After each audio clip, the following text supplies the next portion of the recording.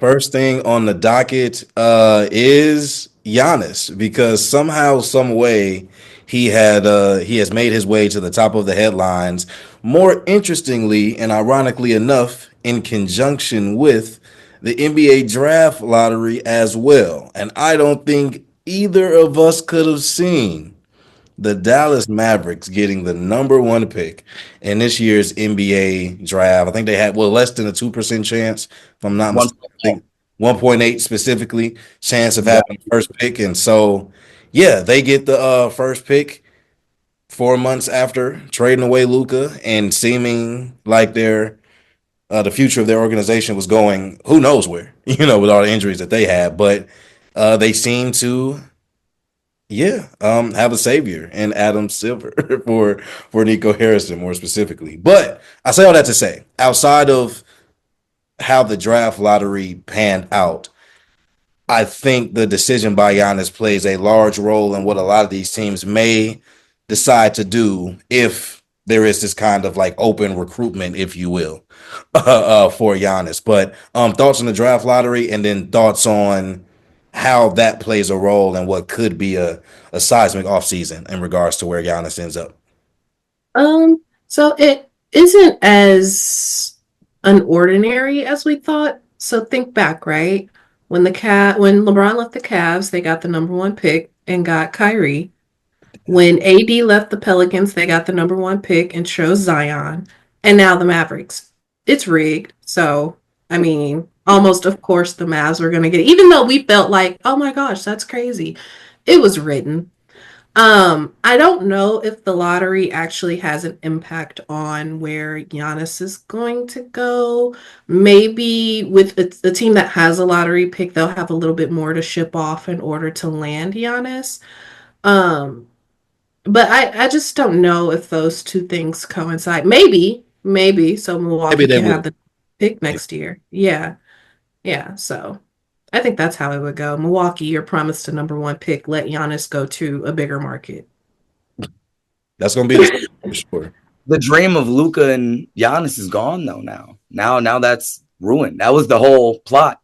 And now I'm less scared because okay, like give me Cooper or I keep Giannis. So be it. Like I'm down with those odds. But I don't think that that's the case. I don't think that Giannis is getting shipped out for Cooper anytime soon. If it happens, power of the tongue. Sorry, guys. But I don't know. Like draft picks don't. I don't want them. We draft terribly. We have a history of wasting first round draft picks, lottery draft picks. So I will take 30 plus Giannis as opposed to whatever we do. Andrew Bogut, Yi Jian Leon, Joe Alexander. Jesus. Like I'm good. Outside of that, I still think that, the talk is going to be the talk. Until I hear Giannis is asking for a trade, him considering other teams, I consider eating different dinners when I'm at Panda Express. Like I consider passing the ball when I'm taking an errant shot on my, fourth heat check. But a consideration doesn't mean that it's a done deal. So I don't know. It's a headline out of thin air. They've done it for every 10 years. If it happens, you don't have to worry anymore. That looming threat is gone. But like until it happens, if I see Giannis suit up next year, all is good. Yeah, I agree. I think the headlines are definitely coming out of thin air because I think the league wants Giannis to leave and be in a big market probably more than Giannis himself Oh, actually wants that. I the think headlines themselves. yeah, I think Giannis wanting out of Milwaukee has way more to do with just winning in general than it has to do with market or any of the type of marketability things that come with being a superstar. Not saying he can't benefit and not saying he won't, take advantage of. I just don't think that is the priority necessarily, right? But it's the league. They want Giannis to be somewhere else. They want to see Giannis in a bigger market, maybe on more nationally televised games. Who knows, right? So I think that's more the league's agenda. I think that the relationship between where he ends up and the draft lottery will only play a role if I don't think it'll be Dallas. I think it'll be San Antonio if we see something. Just because San Antonio or Houston, like Houston has a lottery pick as well. If I'm not mistaken, I'm pretty sure that they do. I might have that wrong, but 10. I think it's top 10, maybe definitely lottery. But I think Houston and San Antonio are the two best teams that can put together the best package for Giannis realistically. That's not centered around mostly picks. So with San Antonio having the second pick and with them already having Wemby, Fox, and Castle, I'm assuming, who will be untouchable, solidified, they still have enough pieces to make a enticing offer to Milwaukee. So I think the teams that actually have a trade package that the Bucks will want is limited in terms of where Giannis wants to go and feels like he has a legitimate chance of winning. That's up in the air. Maybe that'll look different after the draft. Maybe that'll look different after the first month of free agency. We don't know. And that's also the thing with us not knowing if this is it's a soft trade request if nothing else. But until Giannis explicitly says, and there's communication that he says, I'm looking to be traded, as we've seen with other players, I'm not putting too much stock into it either. But all the talk is interesting. I mean, what people do come up with is hilarious, but I mean, I think we still got easily a couple months. Trades. Yeah, easily a couple months before we see something. They could trade a blockbuster trade for Luka this summer for it was Julius Randle and someone else. I was like, whoever wrote this article needs to be burned at the stake. That is come on. At the stake is crazy. Listen to that trade. And it was anyone else included in that. It's unconscionable. I believe that's the word. Google me. Anywho, I think the more important decision for Giannis stems from what just happened in the Knicks-Celtics game. And I think that plays a very big part in terms of the picture of the East and his mentality. Because, like I said, I believe that his vendetta towards the teams that have wronged him, which the Milwaukee Bucks have over time and time again of how they've drafted and traded, but Indiana teams, I think he is very personal. I think he's a very personal person. This is after watching him for his career. I think that it would mean more to him if he were to beat these teams staying in Milwaukee and like beating them to go get a chip. And not to say that there aren't better situations. Houston could throw in a package, Şengün, Jalen Green, and a pick for him, and anything else. I feel like that is a better situation for him, I think, in terms of like going to a younger team with a better coach and you just traded two of their youth. I don't think. Yeah, by all means, you have to keep. I would. Ooh. See, you probably want to keep Jabari as a pacer. You probably want to keep Torian as a defender. Like that. Yes, but in terms of what we saw in these playoffs, like I think out to get Giannis, if we're going to be happy Bucks fans and have an even the semblance of an even trade, that's not all their youth. Giannis is still 30, and they have a deep ass team. Like it's not. So you think the Rockets are coming off of Şengün? I think that there was any two that they had to come off of, it would be them. Oh. And if you think Chip, or unless you're thinking Van Vliet and Thompson, you can go. Like, I'm keeping Şengün by all means, and I don't care how that fit looks. It has to fit. I think Thompson is the must keep now. I would Şengün. It was Şengün. Now I think that Amen is the keeper, and I think Jalen is the albatross. I think he's going to demand the bigger contract, and we've seen he can go. But we've seen the inconsistencies in his game. I'm taking a premium defender that has the upside of being a premium scorer, a la Kawhi, a la Paul George, a la Jimmy Butler, as opposed to a really, really good scorer with like the bones of a really good player, but not as premium of a defender. Because I feel Miguel, the three players you just named came in the league as two-way players. I don't know if but I develop into that score.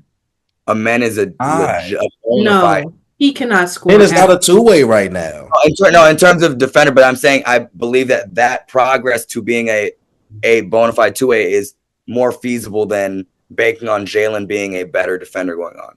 I agree with that. I was talking about between Amin and Şengün. If it's between those two, yes, you have to keep Şengün.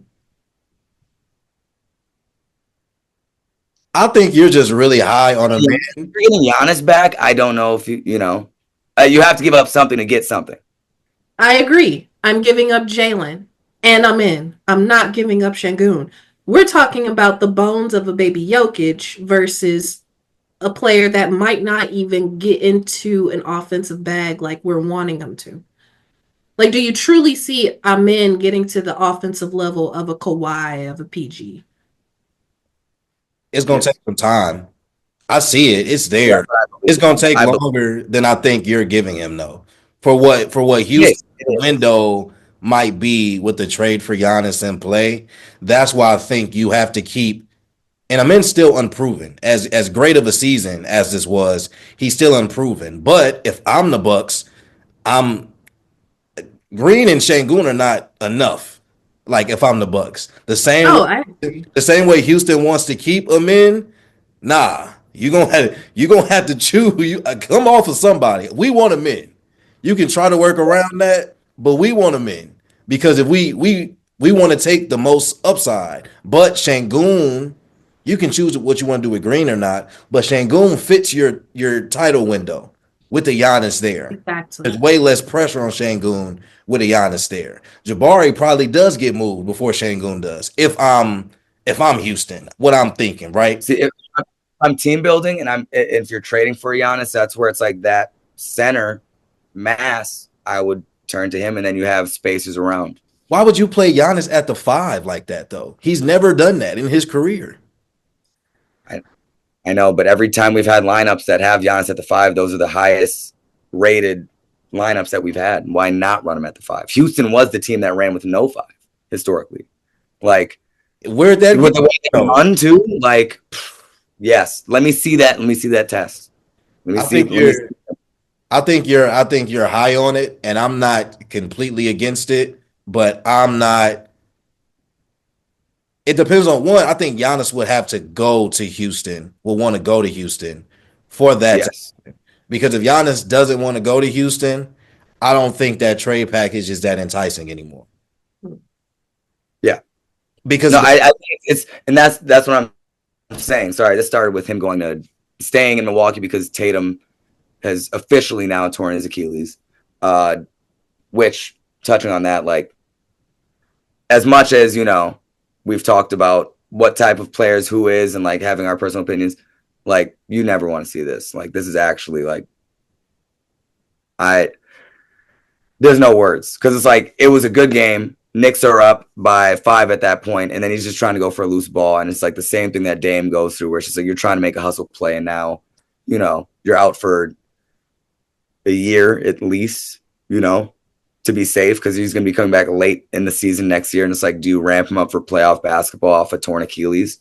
But I think that opens up a window in the East. I think Giannis could see this potentially and feel that there is enough to get it done here in Milwaukee with, a bit more of an open East.